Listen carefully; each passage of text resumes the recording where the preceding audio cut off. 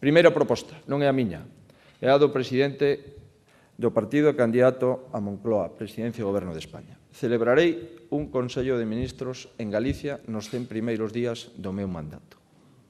Esa é a primeira proposta do señor Rajoy. Segunda proposta, todas as obras do Plan Galicia estarán iniciadas nun plazo de 12 meses a contar desde que o señor Rajoy asuma a presidencia do Goberno de España. Creo que é arriscada, pero creo que é imprescindible.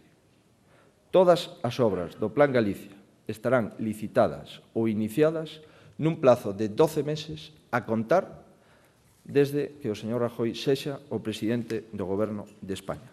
Así, a autovía Lugo-Ourense estará iniciada no 2008. Así, o eixo atlántico estará ao 100% dos tramos no 2008. O AVE Ourense-Lugo estará iniciado no 2009. O AVE Ourense-Lubián no 2008.